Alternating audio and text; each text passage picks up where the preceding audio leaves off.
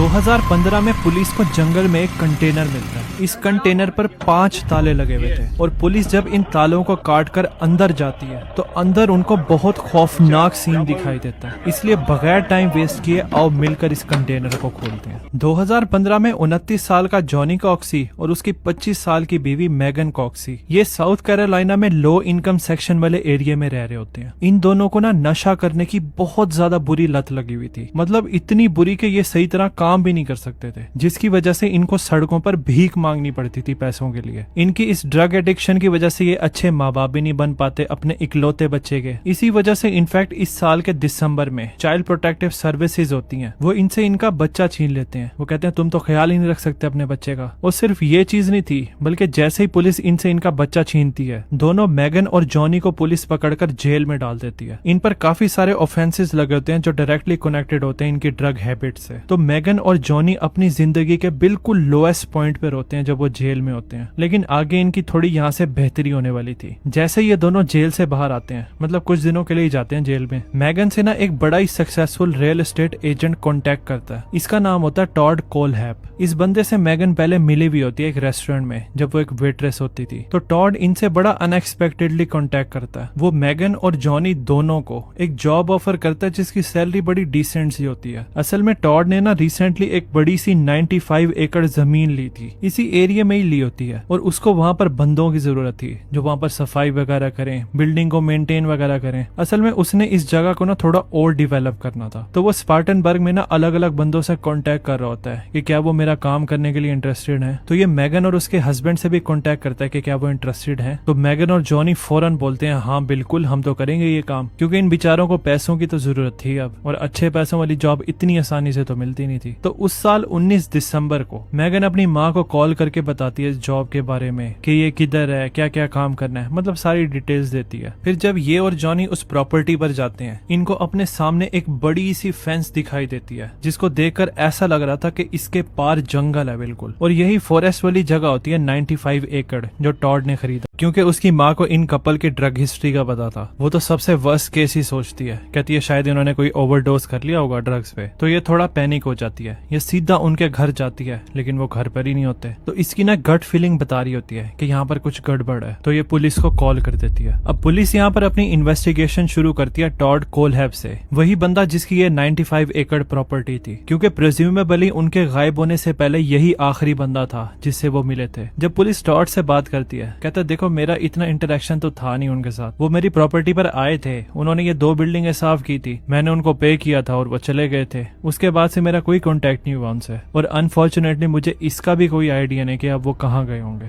इस पॉइंट पर पुलिस सोचती है बेस्ट यही है कि थोड़ा वेट कर लेते हैं और देखते हैं क्या होता है। अब पुलिस ये बात मैगन और जॉनी की फैमिली को नहीं बताती। इनको ना थोड़ा सा शक था कि शायद इस चीज की पॉसिबिलिटी हो सकती है कि इस कपल को ये जो पैसे मिले थे ना साफ सफाई वगैरह करने से, इन्होंने जाकर उससे ड्रग्स ली होंगी और कॉन्टिन्यूअस नशे किए होंगे, और कुछ दिनों तक ये हमें मिल जाएंगे या तो जिंदा या ओवरडोज की वजह से मरे हुए। लेकिन कुछ दिन गुजरते हैं, ये कपल सामने नहीं आता और किसी को कोई आइडिया नहीं था कि वो किधर है। उसके बाद कुछ हफ्ते गुजर जाते हैं, फिर कुछ महीने गुजर जाते हैं, और फिर ये केस ना थोड़ा ठंडा पड़ना शुरू हो जाता है। लेकिन ये केस ज्यादा अरसे के लिए ठंडा नहीं रहता। फिर 31 अगस्त 2016 को तकरीबन 8 महीने गुजर जाते हैं जब कॉक्सीज को मिसिंग रिपोर्ट किया गया था। इस स्पार्टनबर्ग शहर से 2 और बंदे गायब हो जाते हैं। वो होती है एक 30 साल की केला ब्राउन और उसका बॉयफ्रेंड चार्ली कार्वर जो 32 साल का होता है। इनको सिर्फ 1 महीना हुआ होता है डेट करते हुए, लेकिन ये काफी सीरियस होते हैं। चार्ली तो केला को अपनी फैमिली में इंट्रोड्यूस भी करवा देता है। चार्ली का बाप कहता है ये ऐसा स्टेप था जो काफी बड़ा था उसके लिए। अब कॉक्सीज की तरह केला और चार्ली को कोई ड्रग एडिक्शन नहीं थी, ना ये कोई फाइनेंशियल इश्यूज का मसला था इनको, बल्कि ये तो ठीक ठाक होते हैं। चार्ली ना फुल टाइम प्रिंटर ऑपरेटर होता है एक लोकल बिजनेस में, और केला जो थी ना वो ऑड जॉब्स किया करती थी इस टाउन के अंदर। इनकी फैमिलीज के मुताबिक ये कपल ना खुश होता है अपनी जिंदगी से। लेकिन 31 अगस्त की शाम से केला और चार्ली टेक्स्ट मैसेजेस और कॉल उठाना ही बंद कर देते हैं। चार्ली का बाप ना चार्ली से काफी करीब होता है, तो ये जो इनकी बिल्कुल खामोशी थी ना, इसका बाप नोट कर लेता है ये चीज। लेकिन वो सोचता है कि कोई बात नहीं, कोई ना कोई एक्सप्लेनेशन जरूर होगी कि वो मेरे मैसेजेस का जवाब नहीं दे रहा, मतलब वो कॉन्टेक्ट